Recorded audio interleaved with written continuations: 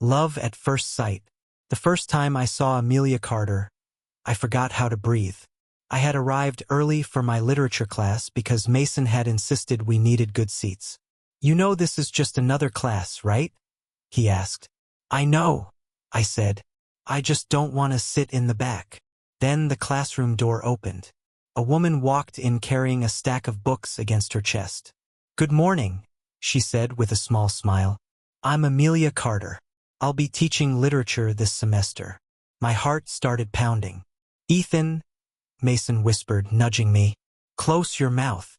"What? You're staring already." I looked away. "I'm not staring." "You absolutely are." I tried focusing on my notebook, but her voice pulled my attention back. "Literature isn't just about reading," Amelia said. "It's about understanding people. Sometimes stories reveal truths we're too afraid to say out loud." I raised my head. She wasn't speaking dramatically. She sounded sincere. "By the end of this course," she continued, "I hope you'll discover something about yourselves too." Mason leaned closer. "You're doomed," he muttered. "Be quiet. You fell in love in under 5 minutes. That's a new record." I ignored him. After class ended, students rushed toward the exit. I stayed behind. Amelia glanced at me. "Did you have a question?" "Yes," I blurted. I had no question. "About the reading list," I added quickly. "Which part confused you?" "None of it. I just wanted to know which book is your favorite." For a second, she looked surprised. Then she smiled. "That's not an academic question, Ethan." Hearing my name from her lips made me nervous. "Sorry," I said. "No need to apologize. My favorite changes often, but today I choose Pride and Prejudice." "Because of the romance?" "Because first impressions can be misleading," she replied. I laughed softly. "I think first impressions matter." "Maybe," she said. "Sometimes." I walked out of the classroom feeling strangely happy. Mason waited outside. "Tell me you didn't flirt with your teacher." I asked about books. "You looked like a man proposing marriage." "You're exaggerating." "Am I?" I couldn't answer. The next week, I started arriving earlier than usual. I told myself it was because I enjoyed literature. That wasn't entirely true. Each lecture became the highlight of my day. "What did the author mean by this scene?" Amelia asked one morning. I raised my hand. "I think fear stops people from saying what they really feel," I said. She nodded. "That's an interesting interpretation, Ethan. Can you explain why?" "Because regret lasts longer than embarrassment." Her expression softened. "Very well said." Mason groaned beside me. "You're trying too hard." "I'm answering a question." "You're reciting poetry with eye contact." I smiled despite myself. Days passed. Small conversations became precious memories. "Good morning, Ethan. Don't forget the assignment." "Excellent observation." Simple words. Yet they stayed with me. One afternoon, Mason sighed. "You're staring again." "I'm not staring." "You've been staring for 20 minutes." I looked at Amelia standing near the board. She was explaining symbolism with calm confidence. I knew almost nothing about her. I didn't know what music she liked. I didn't know her dreams. I didn't know what had broken her heart or what made her laugh until she cried.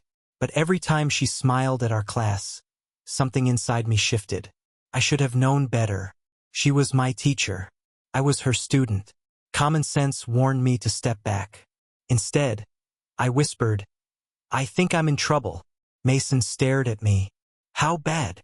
I watched Amelia gather her books before leaving the room. Then I answered honestly, "I'm completely in love with her." Mason rubbed his face. "Ethan, don't do anything stupid." I looked toward the empty doorway and took a shaky breath. For the first time in my life, I knew exactly what I wanted. I wanted Amelia Carter to know how I felt. That evening, I sat with Mason in the campus cafe. "This is a terrible idea," he said. "I know." "Then why are you smiling?" "Because when she talks about books, she sounds like she actually believes stories can change people." "Stories don't give extra credit," Mason replied. I laughed. "Maybe I just admire her." "Maybe," he said, But admiration doesn't make people arrive 30 minutes early for class. I stared down at my coffee. What if this feeling means something? Mason shook his head. Then I hope it doesn't break your heart. I didn't answer. Deep down, I already knew I would risk it anyway. As I walked home that night, her smile stayed in my mind, brighter than reason and louder than every warning I tried to obey.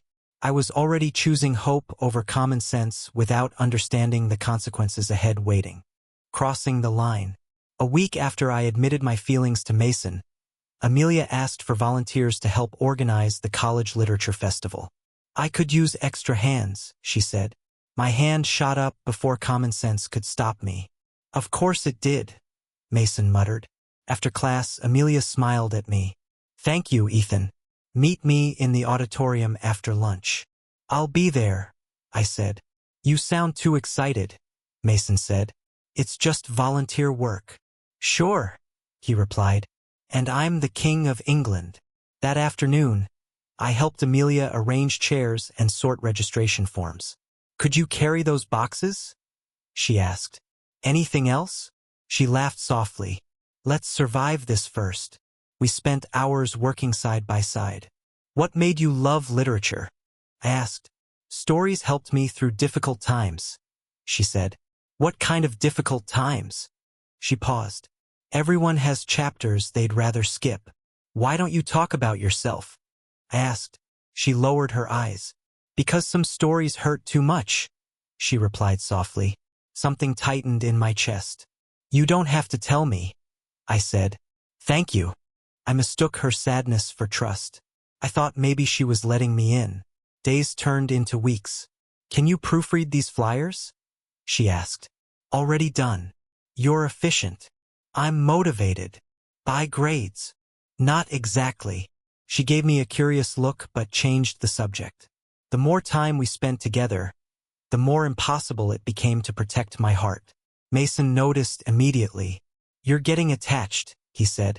Maybe. She's your teacher. I know. Then stop before you get hurt. I can't. You mean you won't? I stayed silent. One afternoon in the campus cafe, a girl sat across from me without asking permission. You're Ethan, right? She asked. Yes. I'm Lily Morgan. We share psychology class. Oh, hi. She stirred her drink. Can I ask you something? Sure. Why do you always look at Professor Carter like she's the only person in the room? I nearly choked. I don't. That's a terrible lie, Lily said. Is it that obvious? To everyone except you. I sighed. I just admire her. No, Lily replied gently. You're chasing someone who looks afraid of being loved. I frowned. You barely know her. Maybe, Lily said. But I know that expression. What expression? The one people where after life teaches them not to expect happiness. Her words stayed with me. Still, I ignored them. I ignored Mason. I ignored Lily. I ignored the warning inside my own head. During another festival meeting, Amelia handed me a stack of programs. You always help without complaining, she said. Maybe I like spending time here. Her smile faded slightly. Ethan, boundaries matter. I know. Do you? I respect you, I said quietly. She looked away. Sometimes respect means stepping back. And sometimes it means staying, I replied. For a moment, neither of us spoke. Then she forced a small smile. Please take these programs to my office. Okay. I carried the papers down the hallway. Her office door was slightly open. Professor Carter? I called. No answer. I stepped inside and placed the programs on her desk. That's when something bright caught my attention. A small toy dinosaur sat beside her books. I froze. I picked it up carefully. It was worn from use. Not decorative. Loved. My heartbeat quickened as questions flooded my mind. Why would Amelia Carter have a child's toy in her office? I turned the dinosaur over in my hand. Its green paint had faded around the edges. One of its tiny eyes was scratched. Someone had carried it everywhere. Ethan? I jumped and nearly dropped it. Amelia stood in the doorway. What are you doing? She asked. I brought the programs, I said quickly. Her gaze moved to the toy. For the first time since I'd met her, real panic crossed her face. "You shouldn't touch that," she said. "I'm sorry. I didn't mean to pry." She walked over and gently took it from my hands. "It's important," she whispered. "I wanted to ask why. I wanted to ask who it belonged to." Instead, I watched her place it carefully inside a desk drawer. "Is everything okay?" I asked. She hesitated. Then she smiled, but sadness hid behind it. "Finish setting up the auditorium," she said. "Please, Professor Carter." "Not today, Ethan." I nodded and walked toward the door, but my mind refused to let it go. The woman I thought I understood suddenly felt like a stranger carrying secrets I couldn't imagine. As I stepped into the hallway, Mason's warning echoed through my head. I should have listened. Instead, curiosity tightened its grip around my heart, pulling me deeper toward a truth I wasn't ready to face before everything changed forever and shattered me. The secret that broke me. I could not stop thinking about that small toy dinosaur in Amelia's office. Kept replaying in my mind like a broken record. Why would she hide something like that? I whispered to myself while walking across campus. Mason noticed my silence. "Ethan, you've been weird since yesterday," he said. "I'm fine. You always say that when you're not fine." I didn't answer him. I just kept walking, because I needed answers. That evening, I went back near the literature building. I told myself I was just passing by, not looking for anything, not searching for her. But my feet didn't listen to my excuses. I saw Amelia outside the side entrance, talking softly on the phone. Her voice was different, quieter, almost broken. "I'll be there, yes, I promise," she said. Then she ended the call quickly when she saw me. "Ethan?" she asked. "Oh, I was just leaving," I said fast. "You don't need to leave," she replied. But I already felt like I shouldn't be there. "I just came for fresh air," I said. She nodded slowly. "Are you okay?" she asked. That question almost destroyed me, because I wanted to say no. But I said, "Yes." She gave a small smile and walked away. I stayed there long after she left. Something inside me kept pulling me back the next day. I told Mason I had group work. He didn't believe me. "You're lying again," he said. "I just need to check something," I replied. "Check what?" "Nothing important." But it was important to me. That afternoon, I saw Amelia again near the courtyard, and this time I followed her without thinking. She stopped at a small playground area near the college parking lot. My heart slowed. Why would she come here? Then I heard it. A small voice. "Mommy!" I froze. A little boy ran toward her with fast, happy steps. "Mommy! You came!" The world stopped. He jumped into her arms. Amelia dropped her bag instantly and held him tightly. "Yes, I'm here," she said softly. "Did you miss me?" "Always," he laughed. My chest tightened. I took one step back, another step. Then she looked up and saw me. Everything changed in her face. Fear, shock, pain. "Ethan," she said. Couldn't breathe. The boy turned his head toward me. "Mommy, who is he?" he asked innocently. I stared at him, small, happy, completely unaware of what he had just destroyed inside me. My voice came out broken. "You have a son?" Silence. Amelia didn't answer. That silence was my answer. The boy tilted his head. "Are you Mommy's friend?" he asked me. I forced a weak breath. "I." My throat closed. Amelia stepped forward slightly. "Ethan, I can explain," she said quickly. But I was already falling apart inside.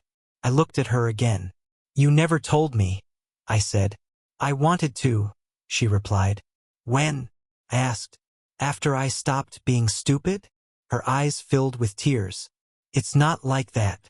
The boy hugged her leg. "Mommy, are you okay?" he asked. She touched his hair gently. "Yes, Noah. I'm okay. Noah." That name hit me harder than anything else. I repeated it in my mind like a curse. "Noah," I whispered. Amelia reached toward me. "Ethan, please." I stepped back immediately. "No," I said. My voice shook. "I can't do this." Please listen to me, she begged. But I was already turning away. Behind me, I heard her voice again. Ethan. But I didn't stop. I walked fast, then faster, until I was running. I didn't know where I was going. I just needed air. Something to stop my chest from breaking. That night, I locked myself in my room. I didn't turn on the light. I sat on the floor, and I finally let everything fall apart. Why her? I whispered to myself. Why did I have to fall for her? I buried my face in my hands. For the first time in years, I cried. Not silent tears. Not small ones. Real ones. The kind that shake your body. The kind you can't control. Mason called me. I ignored it. He called again. And again. I threw my phone on the bed. Stop calling me, I said to the empty room. Because nothing made sense anymore. Her smile. Her voice. Her sadness. All of it felt different now. Like I never really knew her at all. I kept seeing the boy's face in my mind. Noah, I whispered again, and my chest hurt worse. I thought about every moment with her. Every conversation. Every smile. Was any of it real? Or was I just a student she never truly let in? Hours passed. Maybe days in my mind. Then my phone buzzed again. A message. From Amelia. I need to meet you. Please. I stared at the screen. My hands shook. I didn't reply, but I couldn't stop reading it. Over and over. I need to meet you. The same woman I thought I understood now felt like a stranger asking me to come closer again. The truth behind her tears. I stared at Amelia's message for a long time. I need to meet you. Please. My hands were shaking. I didn't want to go, but I couldn't ignore it either. So I replied, fine. Tomorrow. The next day, I met her behind the literature building where no students usually go. She was already there, waiting. Her eyes were red, like she hadn't slept. You came, she said softly. I said I would, I replied. Silence fell between us. Then I finally spoke. Why didn't you tell me? She looked down. I was scared, she said. Of what? I asked. Of this moment, she whispered. My chest tightened. You knew this would happen? She nodded slowly. I didn't plan to let you get close to me. That hurt more than I expected. So everything was just a mistake? I asked. No, she said quickly. You were never a mistake. Then what was I? Her lips trembled. I don't know anymore. I looked away. I saw him, I said. Her eyes closed for a second. Noah, she whispered. Yes, I said. Your son. She nodded. Tears formed instantly in her eyes. I never wanted you to find out like that. Then how? I asked. How were you going to tell me? She didn't answer. Instead, she sat down on the bench and finally broke. I loved him, she said. The words hit the air like a wound opening. Who? I asked. Daniel, she said. I stayed quiet. She wiped her tears. I loved him more than I loved myself. What happened? I asked quietly. He disappeared, she said. The moment I told him I was pregnant, my heart sank. He left you? I asked. She nodded. No message. No call. Nothing. I didn't know what to say. She continued anyway. I lost my friends after that. My family stopped talking to me. Even my job offers disappeared when people found out. Her voice shook. I had nothing. I swallowed hard. Then why didn't you tell me? I asked again. She looked at me. Because I wasn't trying to build a future with you, she said honestly. Those words should have ended everything. But they didn't. They just made it more complicated. You were just my student, she added softly. I clenched my fists. Then why did it feel like more? I asked. She shook her head. I never meant for it to feel like anything. We both went silent. The wind moved between us. She spoke again, quieter this time. I wasn't ashamed of Noah. I looked at her. I was ashamed that I believed the wrong person. That sentence stayed in my chest. Heavy. Real. I finally saw her differently. Not as the perfect teacher I imagined. Not as someone untouchable. but as someone who had already been broken before I ever met her. You didn't deserve that, I said quietly. She looked up at me. For the first time, she didn't look like a teacher, just a person. I don't know what I deserve anymore, she said. I sat down beside her. Not too close, not too far, just there. I thought I knew you, I said. I thought I knew myself too, she replied. We both gave a small, tired laugh. Then silence again. But it wasn't empty this time. It felt heavier, realer. I don't hate you, I said finally. She turned to me. You should, she whispered. I shook my head. I don't. Her eyes filled again. Ethan. Before she could finish, a voice interrupted from behind us. Amelia. We both turned. A man stood near the path. Confident, calm, smiling like he belonged there. Amelia froze. Her face changed instantly. Fear returned, and I saw her whisper one name under her breath. Daniel, the man who came back. I felt the air change the moment Daniel walked closer. Amelia's body went stiff beside me. You're here, she said coldly. Daniel smiled like nothing in the world was wrong. I came back, he said. I stepped slightly forward without thinking. Who are you? I asked. He looked at me briefly. Not important, he said. That answer made my blood boil. Amelia spoke again. You don't get to just appear after 4 years. Daniel sighed. I didn't come to fight. I came for Noah. That name hit like a shock. Noah is my son too, he added. Amelia's voice turned sharp. You don't have the right to say that. I could feel her shaking beside me, even if she tried to hide it. Daniel took a step closer. I deserve another chance. Amelia laughed bitterly. You disappeared when I told you I was pregnant. I was young, Daniel said quickly. I wasn't ready. And now you are? She asked. He didn't answer that. Instead, he looked around like everything belonged to him. I've changed, he said. People change. I couldn't stay silent anymore. People don't change after abandoning a child, I said. His eyes finally focused on me. And you are? He asked again. I'm someone who was there when you weren't, I replied. The tension rose instantly. Amelia stepped between us. Stop this, she said. But Daniel wasn't done. I want to see my son, he said again. Just then, a small voice came from behind Amelia.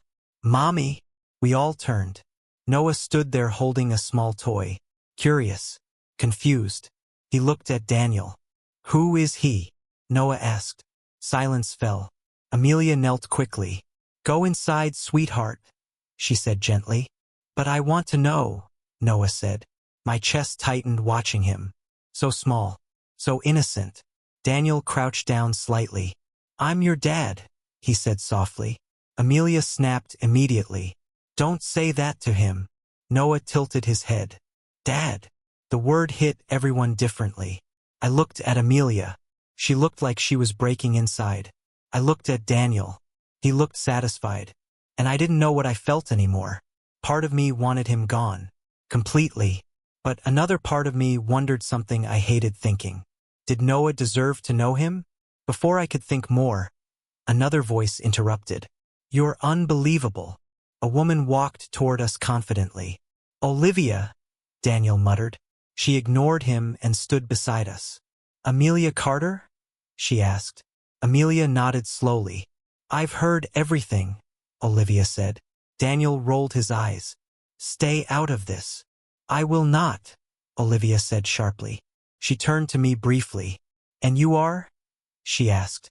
Ethan, I replied. She nodded once. Then she faced Daniel. You always do this, she said. Do what? Daniel asked. Come back only when life becomes inconvenient somewhere else. That sentence made Daniel's smile fade. Amelia looked away, like she was trying not to cry. Noah clutched her hand tighter. Mommy, I don't understand, he said softly. I knelt beside him slightly. It's okay, I said gently. But it wasn't okay. Nothing was okay anymore. Daniel stood up slowly. This is my son, he said again. No, Amelia said firmly. He is mine too. And you don't get to disrupt his life. Olivia stepped forward. You abandoned both of them, she said. Don't rewrite history now. The air felt heavier. Daniel's jaw tightened. You don't know everything, he said. I know enough, Olivia replied. Silence again. I watched everything collapse and rebuild in seconds. Family, truth, control. None of it felt stable anymore. Then Daniel pulled out his phone.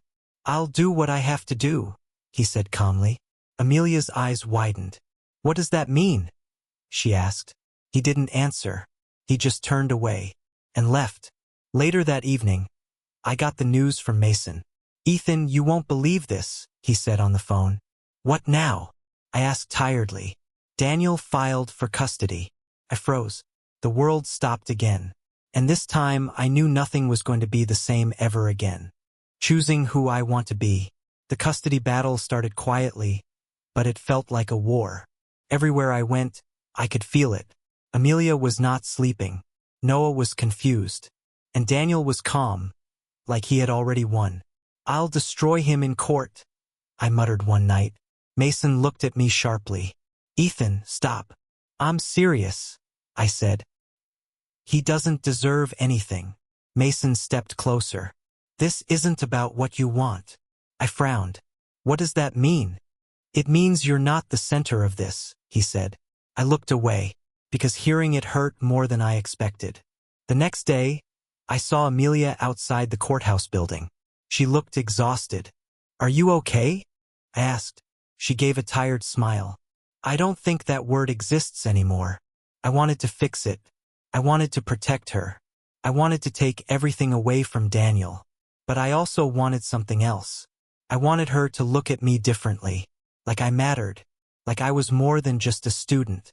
That thought scared me. Later, I met Lily near the library. You're going in the wrong direction, she said. I'm trying to help, I replied. No, she said calmly. You're trying to win. I stayed silent. She stepped closer. If you love them, help them, she said. Not fight over them.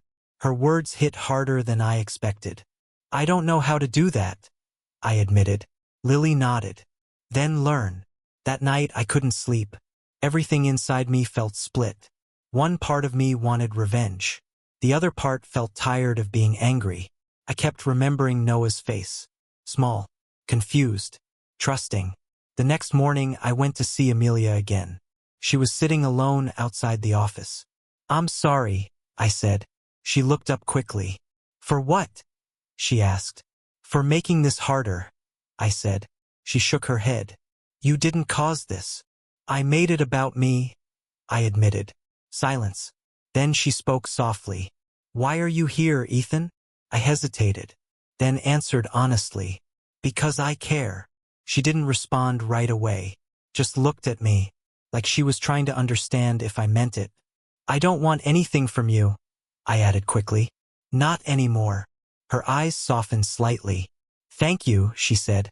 For the first time, I meant it when I stayed without expecting anything. Later that day, Noah ran toward me in the courtyard. Ethan, he called. I knelt down immediately. Hey, buddy. He looked at me carefully. Are you mad? He asked. I shook my head. No, I'm not mad. Mommy is sad, he said quietly. I know, I replied. He hugged a small toy tightly. Will you come back tomorrow? He asked. I felt something break inside me. Not pain. Something softer. Something real. Yeah, buddy, I said with a small smile. I will. He smiled like that was enough. And somehow it was. From that moment, I stopped trying to take anything. Stopped trying to win. Stopped trying to be chosen. I just stayed. As a friend. As someone who didn't ask for more. For the first time, love didn't feel like chasing. Felt like letting go. But just when I thought things were settling, a man walked into the courtyard. Older. Serious. Familiar in a way I couldn't place yet. Amelia saw him instantly, and her face changed completely. Dad? She whispered. The family that fell apart. The moment Benjamin stood in front of us, everything went silent. Amelia didn't move. Noah hid behind her leg. and I felt the air turn heavy. "You're here," Amelia said quietly. Benjamin nodded. "I needed to see you," he replied. I stepped forward without thinking. "You abandoned her," I said. His eyes shifted to me. "I know," he said simply. That answer didn't satisfy me. "It's not that simple," I added. He looked down. "Maybe not to you," he said. Amelia finally spoke, her voice shaking. "Why now?" she asked. Benjamin hesitated. "Because I was wrong," he said. Noah peeked out slightly. "Mommy, who is he?" he asked softly. Amelia knelt beside him. "Someone from my past," she said. My chest tightened watching her. Then another voice came from behind Benjamin. "Some of us tried to stop him from leaving," Grace said as she walked closer. Amelia froze again. "Mom," she whispered. Grace nodded slowly. "I know I don't deserve that word right now," she said. Benjamin looked at her. "We were scared," Grace added. "Scared of what?" Amelia asked sharply. "Of society," Grace admitted. "Of judgment. Of what people would say." Amelia stood up quickly. "So you chose silence over me?" she asked. Her voice cracked. I stayed quiet, watching everything break open. Benjamin stepped forward. "I should have fought for you," he said. "You didn't," Amelia replied. "I was weak," he said. That word hit harder than anger. Weak. Not evil. Not cruel. Just weak. Noah held Amelia's hand tighter. I knelt beside him quietly. "It's okay," I whispered. But it wasn't okay. Nothing about this was okay. Amelia turned to her parents. "I needed my family," she said. Her voice shook harder now. "Not years later. Not excuses. I needed you then." Silence fell. Benjamin's face changed. For the first time, he looked broken. "I failed you," he said quietly. Amelia stared at him. Tears filled her eyes, but she didn't wipe them. "Say it again," she whispered. "I failed you," he repeated, louder this time. Grace cried softly. "I'm sorry," she said. Amelia stepped back. "I don't know what I'm supposed to do with this," she said. Noah looked confused. "Mommy is crying," he said. I gently placed a hand on his shoulder. "It's okay," I told him, but I wasn't sure who I was comforting. That moment felt like everything in Amelia's life was finally coming out. Pain, truth, regret, all of it. Later that day, I overheard teachers talking near the hallway. "Daniel's case is collapsing," one said. "Too many inconsistencies," another replied. I stopped walking. "What happened?" I asked Mason later. He shrugged. "His lies are catching up to him." I didn't feel joy. I didn't feel revenge. Just silence inside me. Like the world was correcting itself without me needing to force it. Karma was moving on its own. That night, I saw Amelia sitting alone again. "You okay?" I asked. She laughed softly. "I don't know anymore," she said. I sat beside her. "You don't have to figure everything out today," I said. She looked at me. "You've changed," she said. I nodded. Maybe I had to. She didn't respond, just looked at the ground. For the first time, I didn't feel like I was chasing anything. Just sitting beside someone who was finally starting to face her past. But far away from us, Daniel made a decision that no one saw coming. And it was the kind of move that would change everything again. Letting go of revenge. Daniel came to me when I least expected it. I was sitting alone outside the courthouse steps. He stood in front of me like he had been rehearsing for this moment. "I need to talk to you," he said. I looked up slowly. "Why would I talk to you?" I asked. He didn't flinch. "You love her," he said instead. I froze slightly. "I do," I admitted. He nodded like that was all he needed. "Then help me fix this," he said. I laughed once, but there was no humor in it. "Fix what exactly?" I asked. "My life," he said quietly. That honesty surprised me. I leaned forward. "You didn't come here for her," I said. He looked down. "I came here because I'm losing my son," he replied. For a second, I saw something different in him. Not confidence. Not pride. Fear. You're scared, I said. He nodded. I am. I didn't answer right away, because part of me wanted to hate him completely, but another part understood something I didn't expect. He wasn't fighting for control anymore. He was fighting to not disappear from Noah's life. Inside the courtroom, everything felt heavier. The judge asked questions. Lawyers argued, and Daniel finally spoke for himself. I wasn't ready to be a father, he said clearly. The room went silent. Amelia held her breath beside me. I ran because I was weak, Daniel continued. He looked at Amelia. I hurt you. I know that. Amelia didn't respond, but I could see her shaking slightly. The hearing continued. When it ended, the decision was final. The court granted Amelia primary custody. Daniel received supervised visitation rights. Nothing dramatic happened. No celebration. No victory music. Just silence. Outside the courtroom, the air felt colder.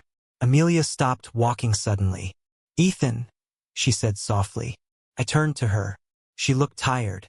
Do you hate me for not telling you? She asked. That question hit deeper than anything in court.